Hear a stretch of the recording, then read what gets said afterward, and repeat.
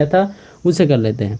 तो हम इसे क्या कहते हैं, इसे कहते हैं सेल मेम्ब्रेन। और इसे क्या कहते हैं, इंटर डबलेट ब्रिज। इसे क्या कहते हैं, डबलेट कहते हैं। इसे क्या कहते हैं, स्पोक कहते हैं। इसे क्या कहते हैं, सेंट्रल शीथ कहते हैं। इसे क्या कहते हैं, सिंगलेट कहते हैं। ठीक है, एक काम करता हूँ, इधर से एनसीईआरटी खोल देते हैं और अपना शुरू करते हैं। टेक्नोलॉजी भाई साहब, ये टैबलेट बड़े काम की चीज़ है। आ जाओ, हम यहाँ से स्टार्ट कर रहे हैं ना। आ जाओ। साइटोस्केलेटन के कार्य क्या होते हैं। साइटोस्केलेटन के कई सारे जो कार्य होते हैं, क्या क्या कार्य होते हैं, मैंने आपको जो है टेलीग्राम पे भेजा था। अरे यार, टेलीग्राम का तो मैंने लिंक भी नहीं भेजता आज तक। मतलब इतने लेक्चर हो चुके हैं, लगभग 10 लेक्चर तो हम कर चुके हैं और कुछ शॉर्ट वीडियोज भी कर चुके हैं। अभी तक मैंने डिस्क्रिप्शन में या फिर कमेंट में टेलीग्राम का लिंक ही नहीं दिया। पर मैंने क्या किया, आपको जो कम्युनिटी बॉक्स होता है, कम्युनिटी कहाँ पे होती है, कम्युनिटी सेक्शन, कम्युनिटी सेक्शन में टेलीग्राम का लिंक दिया हुआ है। टेलीग्राम का लिंक देखो आजकल, मतलब आस्कत बाबू भैया, आस्कत कम्युनिटी सेक्शन में टेलीग्राम का लिंक दिया हुआ है। ठीक है, वहाँ पे मैंने आपको क्या करा है, वहाँ पे आपको मैंने एक वीडियो भेजी है एनिमेशन की वीडियो भेजी है साइटोस्केलेटन की, तो वो देख लेना, थोड़े से फंडे क्लियर हो जाएंगे, विजुलाइजेशन होगा। तो साइटोस्केलेटन क्या क्या होती है, ये तो हमारी क्या करती है, सेल को शेप प्रोवाइड करती है और दूसरी उसको मोटिलिटी देती है, गति करती है, उसका कारक बनाए रखती है और चीज़ों को एक जगह से दूसरी जगह करती है, सीलिया और फ्लैजिला बनाती है। ठीक है, सीलिया के कार्य क्या है, सीलिया जो हमारी होती है यह क्या करती है, या तो ये अपने सराउंडिंग के जितने भी तरल पदार्थ हैं उसे गति करते हैं, या फिर आप खुद को गति करते हैं। किस प्रकार के होते हैं, चप्पू, जैसे नाव के चप्पू गति करते हैं, ये वैसे ही ये गति करते हैं। किस प्रकार, आओ इसको देखते हैं किस प्रकार थी। हमने बताया था, जैसे नाव होती है हमारी, नाव होती है, इसमें चप्पू लगा होता है, और नाव क्या करती है, चप्पू कैसे चलाती है, और पानी इधर से किधर जाता है, इधर जाता है। ठीक है, और नाव किधर जाता है, आगे।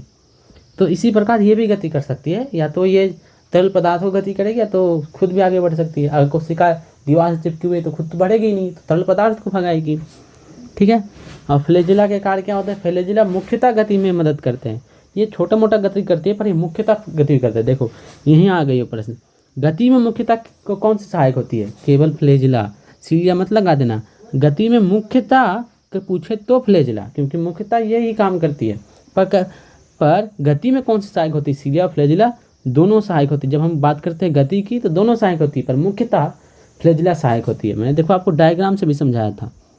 आ जाओ, अरे भाई साहब निकल ले, अरे यार डायग्राम, अरे पीछे हो जा भाई, पीछे हो जा, आ जा। मैंने आपको समझाया था डायग्राम से, हाँ वैसे डायग्राम मैंने तो मिटा दिया ना, ऐसे ही रफ डायग्राम बनाया था, उसे मिटा भी दिया। आ जाओ फिर से बना लेते हैं। तो हमने क्या बताया था कि ये हमारी जितनी कोशिका हो जाती है और उस पर ऐसे सीलिया होते हैं। ठीक है, छोटे छोटे सीलिया होते हैं, छोटे क्या होते हैं, सीलिया होती है। फ्लैजिला क्या होती है, इतनी बड़ी होती है। अब ये जो बड़ी फ्लैजिला है हमारी, बड़ी फ्लैजिला है, ये क्या करती है, गति में सहायक होती है। छोटी छोटी चीज़ें क्या गति में सहायक होगी। ठीक है, आ जाओ। तो मुख्यतः क्या होती है, फ्लैजिला। पर जब पूछे तो दोनों सहायक होती है, पर मुख्यतः फ्लैजिला होती है। फ्लैजिला का कोड क्या कहते हैं, एक्सोनिम। सीलिया फ्लैजिला किसकी प्रवृत्ति होती है, सेल मेम्ब्रेन की। प्रोकैरियोटिक में क्या होती है, सेल वॉल की। सीलिया फ्लैजिला में माइक्रोट्यूब्यूल की व्यवस्था क्या होती है, 9+2, और सेंट्रियोल में क्या होती है, 9+0। पेरिफेरल माइक्रोट्यूब्यूल डबलेट किससे जुड़ी होती है, inter doublet bridge. Radial spore का कार्य जो है उसकी, रेडियल स्पोर का कार्य एवं उसकी संख्या। रेडियल स्पोर क्या करते हैं, डबलेट को सेंट्रल सी से जोड़ के रखते हैं, उसकी संख्या क्या होती है, 9 होती है, क्योंकि 9 ही डबलेट्स होते हैं। सीलिया फ्लैजिला के आधार को आधार को लिखे, सीलिया फ्लैजिला का आधार क्या है, आधार को लिखे। सीलिया फ्लैजिला के आधार के सूत्र क्या है, 9+0। ठीक है, और उसे क्या कहते हैं, उसे कहते हैं बेसल बॉडी। सेंट्रोजोम तथा सेंट्रियोल में अंतर लिखे। सेंट्रियोल क्या होता है, सेंट्रियोल होता है दो ऐसे बेलन। ठीक है, दो बेलन और ये अक्रिस्टलीय तरल पदार्थ। जब हम इसको सारे को मिला देते हैं तब उसे कहते हैं सेंट्रोजोम। ठीक है, तो हम यहाँ पे अंतर, और बेसल बॉडी का सूत्र क्या होता है, 9+0। और बेसल बॉडी क्या होती है, सेंट्रियोल या सेंट्रोजोम। भाई साहब सेंट्रियोल होती है, ये होती है बेसल बॉडी। ठीक है, ये होती है बेसल बॉडी, ना कि पूरा का पूरा बेसल बॉडी होता है, सेंट्रियोल ये होती है। समझा चुके हैं हम हम समझा चुके हैं, तो यहाँ केवल प्रश्न देख रहे हैं। सेंट्रियोल किस प्रोटीन का बना होता है? Tubulin protein. हब किससे बना होता है? प्रोटीन से। न्यूक्लियस किसने खोजा? न्यूक्लियस खोजा था रॉबर्ट ब्राउन ने।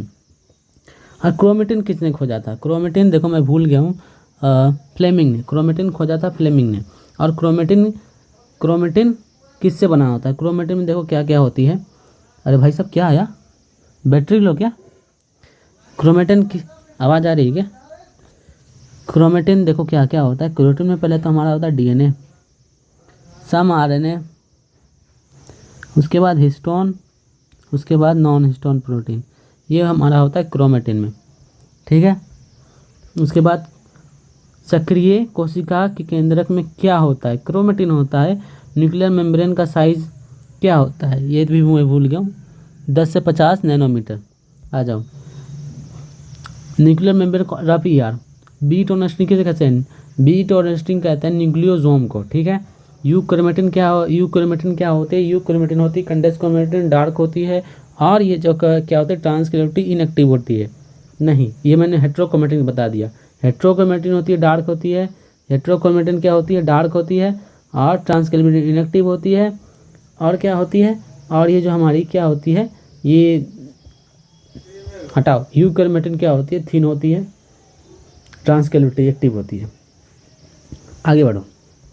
केंद्रिका, न्यूक्लियस के कार्य क्या होते हैं? ये जो होती है ना राइबोसोमल का आरएनए को बनाती है। केंद्रिका कौन सी कोशिका में पाई जाती है? जो सक्रिय होती है, जहाँ सक्रिय प्रोटीन के संश्लेषण होता है। तो प्रोटीन संश्लेषण के लिए आरएनए चाहिए। आरएनए कौन बनाता है? केंद्रिका। एक क्रोमोसोम में कितने काइनेटोकोर होते हैं? एक क्रोमोसोम में 2 काइनेटोकोर होते हैं। एक क्रोमोसोम में 1 सेंट्रोमियर होते हैं। क्रोमोसोम कितने प्रकार के होते हैं? 4 प्रकार के। मेटासेंट्रिक, सब मेटासेंट्रिक, एक्रोसेंट्रिक, टीलोसेंट्रिक। और मेटासेंट्रिक में बी शेप होगा, और सब मेटासेंट्रिक में एल शेप होगा एक, और एक्रोसेंट्रिक में हमारा जे शेप होगा, और टीलोसेंट्रिक में हमारा आई शेप होगा। माइक्रोट्यूबुल कितने झिल्लियों की बनी होती है? एक झिल्लियों की बनी होती है। माइक्रोट्यूबुल कितने प्रकार के होते हैं? देखो कई प्रकार के। एनसीईआरटी लिखती है माइक्रोट्यूबुल्स कई प्रकार के होते हैं। देखो बहुत सारी झिल्लियाँ। अरे भाई साहब देख, बहुत सारी झिल्लियाँ आवृत सूक्ष्म थैलियाँ। बहुत सारी झिल्लियाँ आवृत सूक्ष्म थैलियाँ। इसका मतलब ये नहीं उसके ऊपर बहुत सारी झिल्लियाँ हैं, बहुत सारी झिल्लियों वाली थैलियाँ। बहुत सारी झिल्लियाँ और थैलियाँ। देखो कन्फ्यूजन हो रही है, बहुत सारी झिल्लियाँ नहीं है उसके पास, झिल्ली एक है, पर बहुत सारी ऐसी ऐसी थैलियाँ जिसके पास एक एक झिल्ली है। ठीक है, कन्फ्यूजन नहीं। तो हमारे जो माइक्रोट्यूब्यूल्स के पास माइक्रोबॉडी से कितनी झिल्लियाँ होती है? एक होती है, और ये कई प्रकार की होती है। 3 प्रकार की हम उसे देखते हैं। फोटो रेस्पिरेशन क्या होती है? और ये जो हमारी ये होती है किसकी होती है? Endoplasmic reticulum. जो स्मूथ एंडोप्लाज्मिक रेटिकुलम जो टूटता है तब उसको कहते हैं माइक्रोबॉडी। फोटो रेस्पिरेशन में कौन कौन सा माइक्रोबॉडीज पाया जाता है? एक तो हमारी एक तो हो जाती है हमारी क्लोरोप्लास्ट, पैरोक्सिसोम, माइटोकॉन्ड्रिया। बीज के वृद्धि में कौन सा मदद करता है? ग्लाइसोसोम। और स्फेरोसोम में क्या होता है? Fat body. चलो हटाओ, स्फेयर मतलब गोल और सोम मतलब बॉडी। और किससे निकलते हैं? स्मूथ एंडोप्लाज्मिक रेटिकुलम से। स्मूथ एंडोप्लाज्मिक काम क्या है? फैट बनाना। तो ये क्या होती है? Fat body. हटाओ, आगे बढ़ो। तो हमारा क्या हो गया? ये हमारा होमवर्क जो है फटाफट हो गया। कितना समय हो गया? लगभग 10 मिनट, और हमने इसे कंप्लीट कर लिया। तो देखा, तेरे को इतना लगता है कि इतना क्वेश्चन किया। देखो हमने कभी सब कितना क्वेश्चन किया है। देखो एक तो मक्खी की मुंडी इतना लिखा है, उसके बाद इतना क्वेश्चन किया, इतना क्वेश्चन कर ले, इतना क्वेश्चन कर चुके हैं।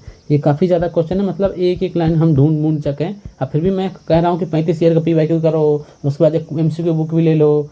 क्यों भाई साहब इतना सब क्यों? क्योंकि भाई साहब आप कॉम्पिटेटिव एग्जाम जा रहे हैं, आप नौटंकी करने नहीं जा रहे वहाँ पे। कॉम्पिटेटिव एग्जाम है ना, आ जाओ। और ये जो हमारी जो क्वेश्चंस मैंने बनाई है, ये मैंने खुद से बनाई है। किससे बनाई है? खुद से बनाई है, खुद से टाइप करके। अब देखो ये क्वेश्चन मैंने किससे बनाई है? खुद से बनाई है। एक एक क्वेश्चन मैंने खुद से बनाई है। आ जाओ।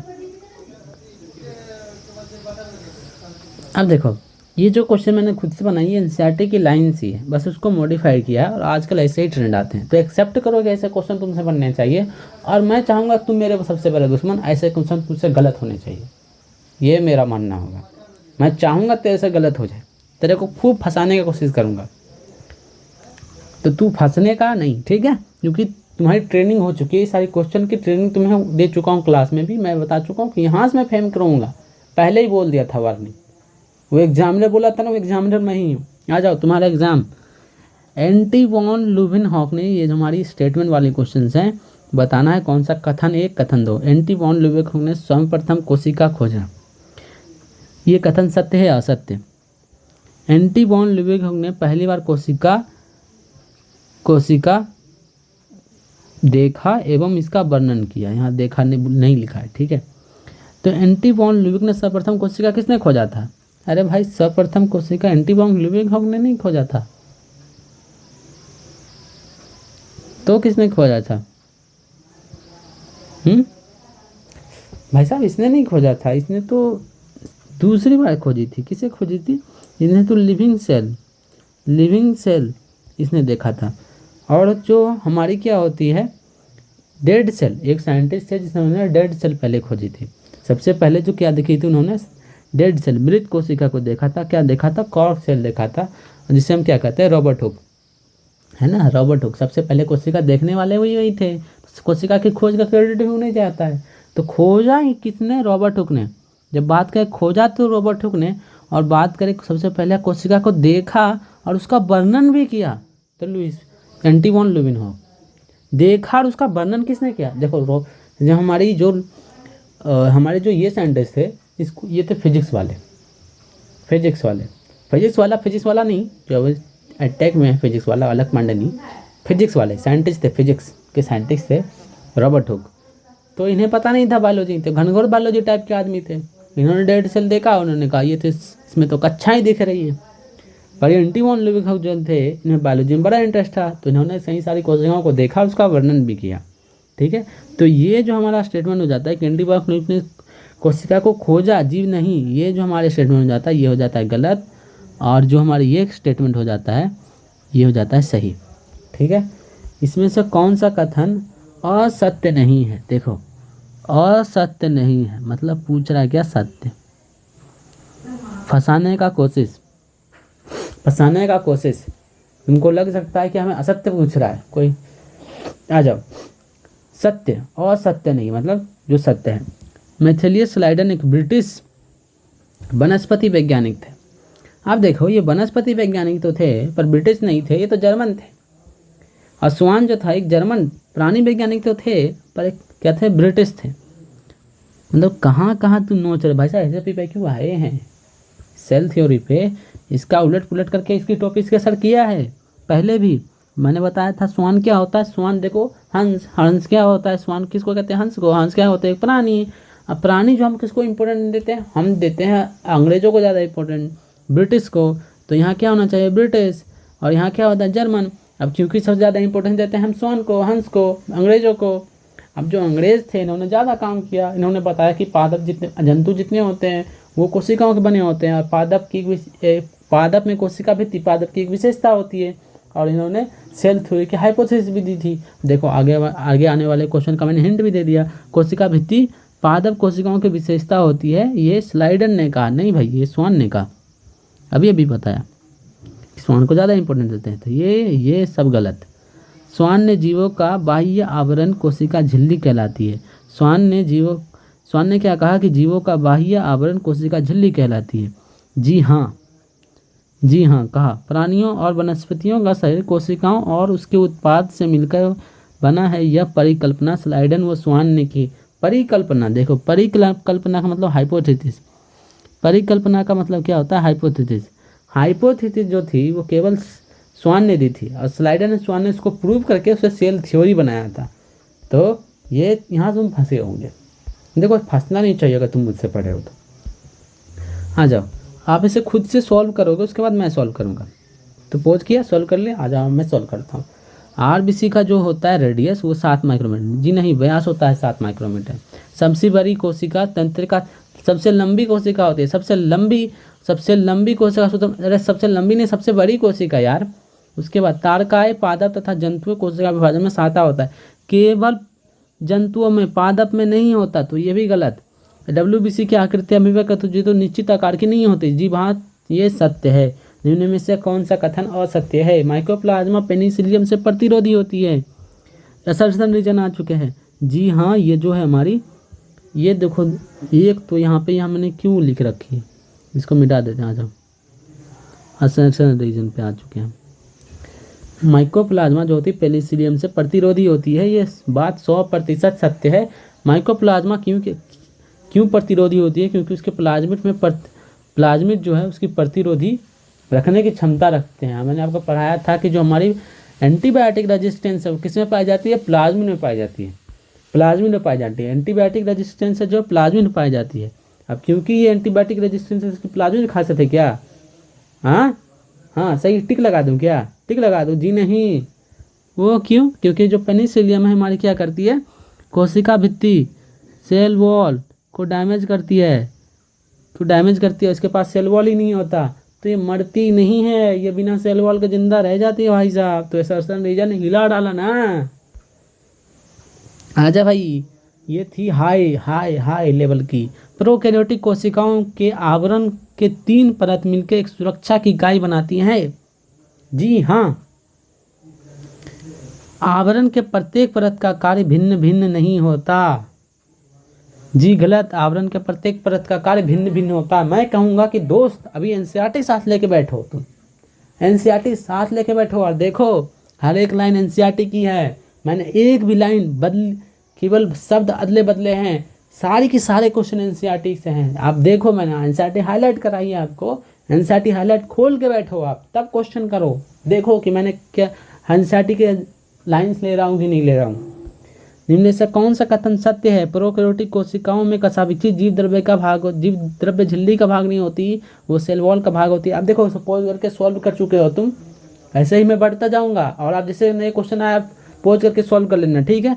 प्रोकैरियोटिक कोशिकाओं में कशाभिका के बेसल बॉडी को क्या कहते हैं? सेंट्रियोल कहते हैं। जी नहीं। सेंट्रियोल क्या होता है? 9+0।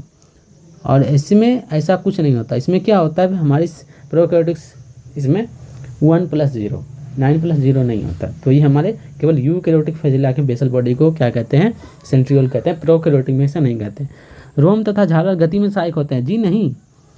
प्रोकैरियोटिक कशाभिका ट्यूबुलिन प्रोटीन की बनी होती नहीं, ही फ्लैजेलिन प्रोटीन की बनी होती। बैगनी और हरी प्रकाश संश्लेषित जीवाणु तथा नील हरी शैवाल में गैस राजधानी झिल्ली रहित होती है।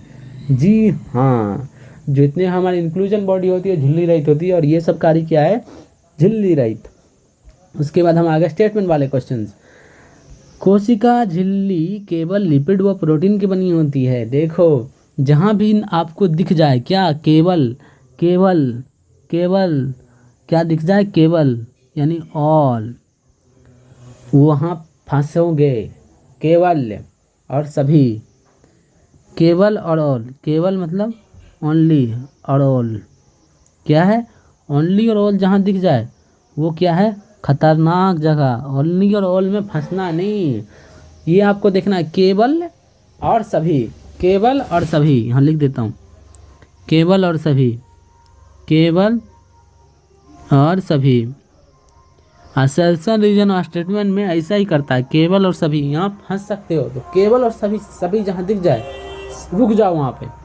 तो कोशिका झिल्ली केवल लिपिड और प्रोटीन की बनी होती है। जी नहीं, मुख्यतः लिपिड और प्रोटीन की बनी होती है। एनसीईआरटी की लाइन देखो, कोशिका झिल्ली मुख्यतः लिपिड और प्रोटीन की बनी होती है। क्यों?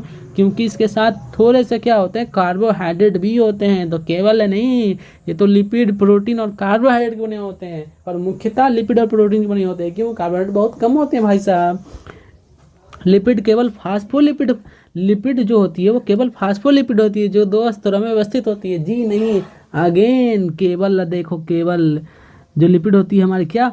मुख्यतः फास्फोलिपिड होती है। आप देखो एनसीईआरटी लेवल, मुख्यतः फास्फोलिपिड होती है।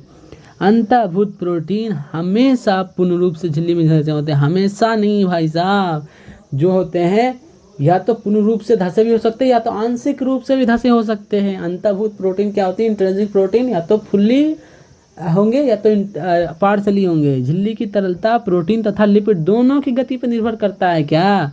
जी नहीं। प्रोटीन तथा लिपिड दोनों की गति पर निर्भर करता है क्या? जी नहीं। केवल प्रोटीन की, लिपिड के नहीं। मैंने आपको समझाया भी था। तो ये क्या हो गई हमारी? दोनों स्टेटमेंट जो होती गलत, और ये भी हो गई हमारी गलत, और हमारी लिपिड और फास्फोलिपिड होती है ये भी गलत। ठीक है, आ जाओ। अब हम आगे। कोशिका भित्ति केवल यांत्रिक हानि तथा संक्रमण से बचाने में सहायता प्रदान करती है। जी नहीं भाई, ये साहब ये तो कनेक्शन भी बनाती है और बड़े बड़े मॉलिक्यूल को भी रोकती है। क्या बात करता है यार तू? क्या गुंडा बनेगा? स्मूथ एंडोप्लाज्मिक रेटिकुलम केंद्रक झिल्ली से जुड़े होते हैं जी नहीं। रफ एंडोप्लाज्मिक रेटिकुलम अंतःद्रव्य जालिका, गोल्जी लसनिका, परऑक्सीसोम अंतः झिल्लिका तंत्र के भाग होते हैं। देखो यहाँ सब तो भाग होते हैं पर केवल परऑक्सीसोम को छोड़कर ये तो नहीं होता, तो ये हमारे स्टेटमेंट क्या होगा? गलत।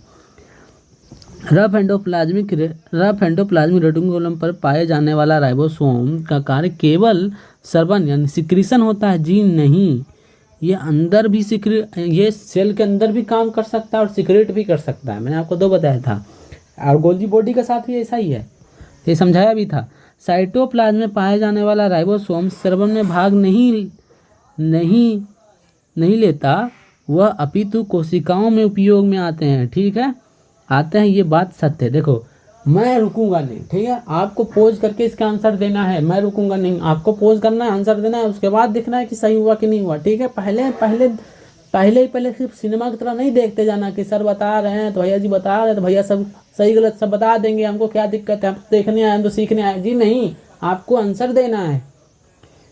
अंगक शीश व ट्रांस सतह पूर्ण तथा अलग होते हैं।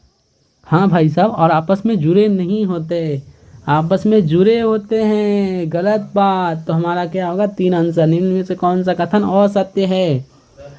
निम्न में से कौन सा कथन असत्य है? चलो सॉल्व करो। लवक केवल प्रकाश संश्लेषी जीवों में पाया जाता है। केवल प्रकाश संश्लेषी जीवों में पाया जाता है जी नहीं। बताओ, ये सॉल्व कर लिया ना? अब मैं बताता हूँ, क्या ये केवल प्रकाश संश्लेषी जीवों में पाया जाता है? जी हाँ, बताता हूँ क्यों। लवक सभी प्रकाश संश्लेषी पौधे तथा सभी प्रोटोजोआ में पाया जाता है जी नहीं, वो कुछ ही प्रोटोजोआ में पाया जाता है। कौन सा प्रोटोजोआ? यूग्लिना। अब हमारे को बताया था कि जो यूग्लिना होती है वो भी क्या होती है? यूग्लिना ये क्या होती है? प्रकाश संश्लेषी ये भी होती है, ये भी प्रकाश संश्लेषी होती है। जो कुछ प्रोटोजोआ होते हैं जो प्रकाश संश्लेषी प्रोटोजोआ है केवल वही, जो प्रकाश संश्लेषी प्रोटोजोआ है केवल वही। ठीक है, तो ये कथन सत्य है पर ये कथन जो है असत्य है। आ जाओ। क्लेमाइडोमोनास में केवल एक हरित लवक पाया जाता है जी हाँ। क्रेब साइकिल जो माइटोकॉन्ड्रिया के मैट्रिक्स में होती है जी हाँ। और बताना है सत्य क्या? यूकैरियोटिक कशाभिका के 3 भाग होते हैं। 3 भाग होते हैं जी नहीं, 2 भाग होते हैं। प्रोकैरियोटिक कशाभिका के 2 भाग होते हैं। यूकैरियोटिक कोशिका विषयक आधार को सेंट्रोसोम कहते हैं जी नहीं, सेंट्रियोल कहते हैं। क्रोमैटिन सदैव सक्रिय होते हैं जी नहीं, हेट्रोक्रोमैटिन तो सक्रिय नहीं होते हैं, निष्क्रिय होते हैं। क्रोमोसोम्स निष्क्रिय कोशिकाओं में पाए जाते हैं जो विभाजन समय होते हैं जी हाँ। आगे बढ़ो। अरे हाँ, खत्म। तो स्टेटमेंट वाले क्वेश्चन समाप्त हो चुके हैं देवियों और सज्जनों। और ये जो हमारा ये चैप्टर है कि ये क्या हो गया? दी एंड क्या हो गया? दी एंड। फाइनली क्वेश्चन के साथ में, रिवीजन के साथ में सी एंड। तो हम क्या करते हैं, यहाँ पे लिख देते हैं सेल। क्या करते हैं? सेल लिख देते हैं और आपको टेलीग्राम पे भेज देंगे। टेलीग्राम ज्वाइन कर लीजिएगा। Cell the unit of life. क्या करिएगा, टेलीग्राम है उसे ज्वाइन कर लीजिएगा और टेलीग्राम में पीडीएफ डाउनलोड करके इसे जूम करके देख सकते हैं आप क्वेश्चन को। ठीक है, ऐसी कोई दुविधा वाली बात नहीं होगी। टेलीग्राम का लिंक जो है आपको कम्युनिटी में मिल जाएगा। और मैं प्रयास करूँगा कि यहाँ डाल दूँ कमेंट में, आजकल कमेंट में डाल दूँगा। ठीक है, कोई बात नहीं। और अगले जो अध्याय में मिलेंगे। और आप जो है हमारे जब टेलीग्राम ज्वाइन करेंगे तो वहाँ पे ग्रुप होगा, उस ग्रुप में आप डाउट पूछ सकते हो, बायोलॉजी रिलेटेड डाउट पूछ सकते हो, प्रिपरेशन रिलेटेड डाउट पूछ सकते हो, सारे डाउट वहाँ पूछ सकते हो, आंसर दे देंगे। ठीक है, तो धन्यवाद ये लेक्चर देखने के लिए।